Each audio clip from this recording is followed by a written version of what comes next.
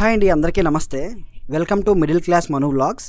ఈరోజు వీడియోలో మనం house construction labour contract agreement గురించి అయితే డీటెయిల్గా తెలుసుకుందామండి.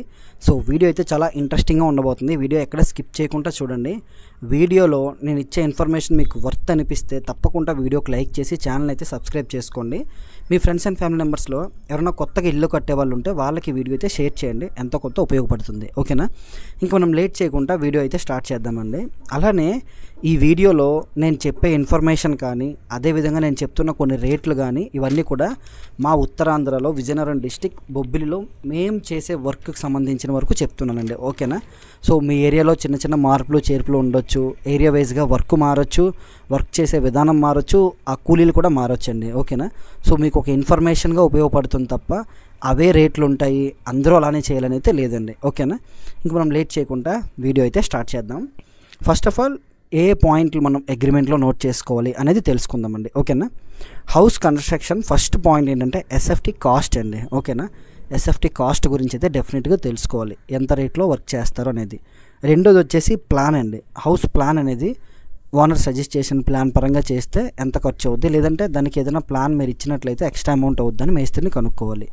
థర్డ్ది వచ్చేసి మేస్త్రికి సంబంధించిన సామాన్లు ఏంటి, ఓనర్కి సంబంధించిన సామాన్లు ఏంటి. ఎగ్జాంపుల్ వర్క్ చేయడానికి డ్రమ్ములు కానివ్వండి, గడెంచీలు కానివ్వండి, అలానే కాలం బాక్స్లు వేసినప్పుడు కాలం బాక్సుల రెంట్, ఇవన్నీ కూడా ఎవరు పే చేస్తారు అనేది కూడా తెలుసుకోవాలండి.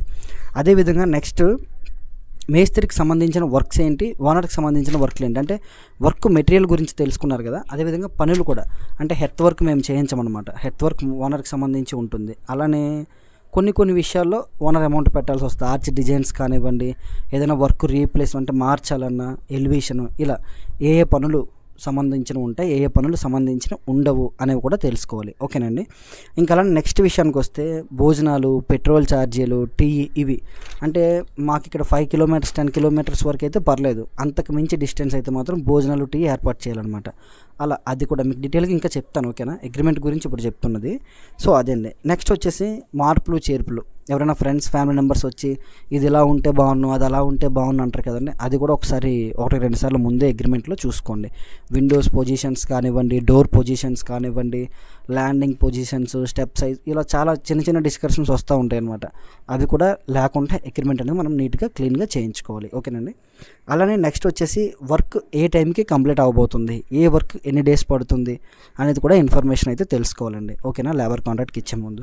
ఇంకా లాస్ట్ అండ్ ఫైనల్ ఏంటంటే వర్క్లో ఏదైనా ప్రమాదం శాతం లేబర్కి చిన్న ఏమైనా ఇంజ్యూర్ అయితే ఓనర్కి సంబంధం ఉంటుందా, మేస్త్రికి సంబంధం ఉంటుందా, దీనికి సంబంధించిన కూడా మీరు అగ్రిమెంట్లో నోట్ చేసుకున్నట్టు చూడాలి. ఓకేనా? సో ఇక్కడ మనం ఏ పాయింట్లు అంటే ఈ 8 పాయింట్స్, ఎస్ఎఫ్టీ కాస్ట్, మేస్త్రికి సంబంధించిన మెటీరియల్, మేస్త్రికి సంబంధించిన వర్క్ అండ్ ఫుడ్డు, అదేవిధంగా సైట్ ప్లాన్, ఇవన్నీ తెలుసుకున్నాం కదండి. వీటి గురించి ఇప్పుడు మనం డిస్కషన్ డీప్గా కొంచెం చేద్దాం. ఓకేనా? So first point number 1, SFT cost. ఈ ఎస్ఎఫ్టీ కాస్ట్ అనేది మీ ఏరియాలో రేట్ ఎంత ఉందనేది తెలుసుకోవాలి ఫస్ట్. అదేవిధంగా మీకు వర్క్ చేస్తామన్న మేస్త్రి ఎంతకు చేస్తున్నారు, వాళ్ళ వర్క్ స్టైల్ ఏంటి అనేది కూడా తెలుసుకోవాలండి. ఓకేనా? సో ఫర్ ఎగ్జాంపుల్ మేము ఇక్కడ చేస్తున్నది 350 రూపాయలు ఫర్ ఎస్ఎఫ్టీ కాస్ట్ అండి. ఓకేనా? అది ఎస్ఎఫ్టీ 1000 ఎస్ఎఫ్టీ దాటితే 350 రూపాయలు పడుతుంది. 1000 ఎస్ఎఫ్టీ లోపు అయితే ఇంకా పెరుగుతుంది అనమాట రేటు, వాళ్ళు ఇచ్చే డ్రాయింగ్ బట్టి ఉంటుంది. ఓకేనండి? సో ఆ విధంగా మీ ఏరియాలో క్వాలిటీగా వర్క్ చేయడానికి ఎస్ఎఫ్టీ కాస్ట్ ఎంత పడుతుంది అనేది డీటెయిల్గా తెలుసుకోవాలి. సెకండ్ వచ్చేసి మేస్త్రికి సంబంధించిన సామాన్లు, ఓనర్కి సంబంధించినవి. అంటే కొంతమంది ఏంటంటే మిల్లర్ మామూలు అడుగుతారు, స్లాబ్ వేసిన మిల్లర్ డబ్బులు అడుగుతారు, అదేవిధంగా గెడంచీల అద్దులని, ఇలా కొన్ని ఉంటాయండి. అవి ఏమైనా ఓనర్ పెట్టుకోవాలా? ఎగ్జాంపుల్ వాటర్ డ్రమ్ములు కానివ్వండి, ఇవన్నీ కూడా. లేదంటే పని పూర్తయినంత వరకు పనికి సంబంధించిన సామాన్లు, గెడంచీలు, డ్రమ్ములు, కర్రలు ఏవైనా సరే మీరే తెచ్చుకుంటారా అని కూడా కనుక్కోవాలి. ఓకేనా? సో అవి ఏవైనా సరే మేమే తెచ్చుకుంటామండి. కాలం బాక్సులు కావచ్చు, అదేవిధంగా కర్రలు, అలానే గెడంచీలు, ఇవన్నీ కూడా. ఒకవేళ 10 కిలోమీటర్స్ కన్నా దూరంలో సైట్ ఉన్నట్లయితే ఆటో ఛార్జెస్ మాత్రం ఓనర్ పే చేయాల్సి ఉంటుంది మేము చేసే వర్క్ దగ్గర అయితే. ఓకేనండి? సో ఇంకా అదేవిధంగా భోజనాలు, టీలు, పెట్రోల్, టీ, మంచిలు అనేది కంపల్సరీగా ఎవరైనా ఇస్తారండి ఈ రోజుల్లో. కానీ మాకు ఇక్కడ 10 కిలోమీటర్ల కన్నా డిస్టెన్స్ ఎక్కువలో మేము వర్క్ చేసినట్లయితే డెఫినెట్గా లేబర్కి భోజనాలు పెట్టుకోవాలి, అదేవిధంగా పెట్రోల్ ఛార్జెస్ కూడా ఇవ్వాలండి. అది కన్ఫర్మ్గా లేబర్ కాంట్రాక్ట్ అగ్రిమెంట్లో మేము మెన్షన్ చేసుకుంటాం. ఓకేనా?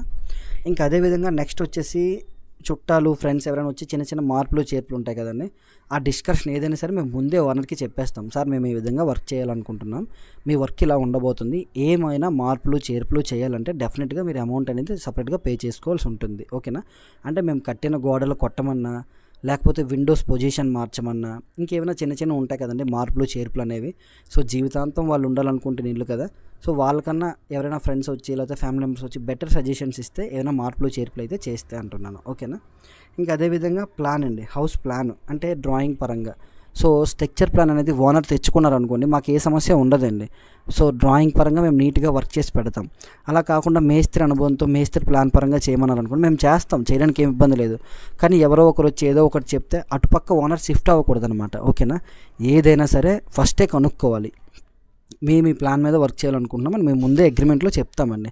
అందులో ఎటువంటి మార్పులు చేర్పులు చేయమన్నా చేయలేము, దానికి ఏది కూడా మాకు బాధ్యత వహించడానికి మాకు సంబంధం ఉండదు. ఓకేనండి? అదేవిధంగా ఇంకా నెక్స్ట్ చూసుకున్నట్లయితే టైము, మాకు బేస్మెంట్కి ఎన్ని డేస్ పడుతుంది, బ్రిక్ వర్క్ ఎన్ని డేస్ పడుతుంది, స్లాబ్ టు ఫినిషింగ్ ఎన్ని డేస్ పడుతుంది, ఎలివేషన్ ఫినిషింగ్ ఎన్ని డేస్ పడుతుంది, మేము ఎన్ని రోజుల్లో బిల్డింగ్ మీకు పూర్తి చేసి అప్పచెప్తాం అనేది పూర్తిగా అగ్రిమెంట్లో మేము మెన్షన్ చేయడం జరుగుతుంది. ఓకేనండి? ఇంకా అలానే పనిలో ఏదైనా లేబర్కి ఏదైనా చిన్న ఇంజూరీ అయినా ఏదైనా సరే భగవంతుడి దేవుళ్ళు ఏది జరగకూడదనే కోరుకుంటాం. ఇన్ కేస్ ఏదైనా జరిగినట్లయితే లేబర్ కాంట్రాక్ట్లో ఓనర్ సగం అమౌంట్ పే చేయాల్సి ఉంటుంది. అంటే 60% అమౌంట్ ఓనర్ పే చేయాల్సి ఉంటుంది, 40% అమౌంట్ మేస్త్రి పే చేయాల్సి ఉంటుందండి. ఓకేనా? సో అది అక్కడ పని జరిగిన నిమిత్తం దాన్ని బట్టి 50-50 కూడా ఉండొచ్చు, లేదంటే 60-40, కన్ఫర్మ్గా 60-40. ఓకేనండి? సో ఇందులో మేజర్గా మీరు చెక్ చేయాల్సింది ఏంటంటే వర్క్ క్వాలిటీ ఏ విధంగా ఉంది. ఎందుకంటే ఇప్పుడు చాలామంది అది గమనించట్లేదండి. కొత్తగా ఇల్లు కట్టాలి అనుకుంటున్న వారు వర్క్ మెయిన్ మీరు అక్కడ ఇప్పుడు 60-40 అనుకోండి, ఎగ్జాంపుల్ మెటీరియల్ మీరు 60% కొంటే 40% మీరు లేబర్కి ఇవ్వాల్సి వస్తుంది. సో అలాంటప్పుడు 40% కన్నా మీరు లేబర్ కూలీల్లో తగ్గించి మీరు పని చేయను అన్నప్పుడు మీరు ఈ 60% మెటీరియల్ మొత్తం వృధా అవుతుందండి. ఓకేనా?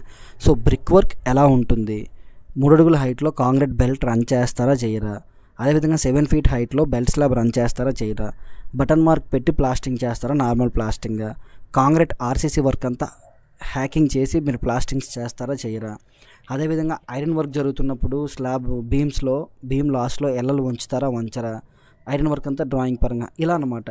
సో ఇలా కొన్ని పాయింట్లు అయితే ఉంటాయి, అవి డెఫినెట్గా మీరు అగ్రిమెంట్ జరుగుతున్నప్పుడే తెలుసుకొని నీట్గా మెన్షన్ చేసుకోవాల్సి ఉంటుంది. ఓకేనండి? సో దీనికి సంబంధించి ఈ వర్క్లన్నీ కూడా మేము ఏ విధంగా చేస్తాము, మా వర్క్ స్టైల్ ఏంటనేది ప్రతి ఒక్కటి కూడా మను కన్స్ట్రక్షన్స్ యూట్యూబ్ ఛానల్లో నేను అప్లోడ్ చేస్తున్నాను. ఒకసారి ఆ ఛానల్ విజిట్ చేయండి. అందులో బ్రిక్ వర్క్ చూడండి, స్లాబ్ వేసినప్పుడు ఐరన్ వర్క్ చెక్ చేయండి, ఇలా ప్రతి ఒక్క వర్క్ కూడా చెక్ చేసి చూడండి. చూసిన తర్వాత మీకు ఒక క్లారిటీ వస్తుంది. ఒకవేళ మీరు నీట్గా వర్క్ చేయించుకోవాలన్నా, నేను జీవితంలో ఒకేసారి ఇల్లు కట్టుకుంటున్నాను, కొంచెం ఒక 10 రూపాయలు ఎస్ఎఫ్టీ కాస్ట్ పెరిగినా తగ్గినా ఏదైనా సరే, అంటే 1 లక్ష రూపాయలు డబ్బులు ఎక్కువైనా, 1,50,000 2 లక్షల వరకు నాకు అమౌంట్ ఎక్కువైనా పర్లేదన్నా క్వాలిటీగా నీట్గా నేను వర్క్ చేయించుకోవాలంటే ఏ విధంగా ఉండాలి, జీవితంలో మళ్ళీ నేను ఇబ్బంది పడకుండా ఉండాలంటే ఎలా అంటే మను కన్స్ట్రక్షన్స్ యూట్యూబ్ ఛానల్లో వర్క్ ఇన్ఫర్మేషన్ మొత్తం ఉంటుందండి. ఒకసారి ఛానల్ విజిట్ చేయండి. ఛానల్ విజిట్ చేసి అందులో ఉన్న వర్క్ ఇన్ఫర్మేషన్ మొత్తం తెలుసుకొని మీరు పని చేయించుకోండి, మీకు చాలా బాగుంటుంది, హెల్ప్ అవుతుంది. ఓకేనా? అలానే ఏదైనా మేస్త్రితో మీరు మాట్లాడినప్పుడు కన్ఫర్మ్గా లేబర్ కాస్ట్ అనేది ఒక్కొక్క ఏరియాలో ఒక్కొక్కలా ఉందండి. ఎస్ఎఫ్టీ కాస్ట్ ఇప్పుడు మేము చేస్తున్నది ఎస్ఎఫ్టీ కాస్ట్ 1000 దాటి అయితే మాత్రం 350 రూపీస్ ఎస్ఎఫ్టీ కాస్ట్ మేము ఛార్జ్ చేస్తున్నాం. ఒకవేళ 1000 రూపీస్ కన్నా లోపు, అంటే 1000 ఎస్ఎఫ్టీ కన్నా లోపు అనుకోండి, మేము ఎస్ఎఫ్టీ కాస్ట్ అనేది 350 కన్నా పెరుగుతుందండి, ఇంక్లూడింగ్ అవుద్ది అనమాట. సో ఆ విధంగా వితౌట్ ఎలివేషన్ ఇలా అనమాట. సో ఇక్కడ ప్రతి ఒక్కటి నేను ఎందుకంటే ఇంత డీటెయిల్గా చెప్తున్నాను, లేబర్ కాంట్రాక్ట్ అగ్రిమెంట్లో నోట్ చేసుకున్నాను. ఈ విధంగా చాలా డిస్కషన్స్ వచ్చి బిల్డింగ్ చాలా వరకు మధ్యలోనే ఆగిపోతున్నాను. ఎందుకంటే తక్కువ డబ్బులకే చేస్తామని దూరిపోవడం, సగం వరకు వచ్చిన తర్వాత పని ఆపేసి వెళ్ళిపోవడం, అది ఇంకొక మేస్త్రి వచ్చి పూర్తి చేయడం. జీవితాంతం మీరు ఉండాల్సిన ఇల్లు ఎవరో ఒకరి చేతో లాభమో నష్టమో తప్పో ఉప్పో ఒకరితో పని చేయించండి. ఆ మేస్త్రికి పేరు ఉంటుంది, పలానోడితో పని చేయించగలిగారని మీకు పేరు ఉంటుంది అనమాట. ఓకేనా? సో ఇన్ఫర్మేషన్ మీకు ఎంతో కొంత హెల్ప్ అయింది అనుకుంటున్నాను. నెక్స్ట్ వీడియోతో మళ్ళీ మీ ముందుకు వస్తా.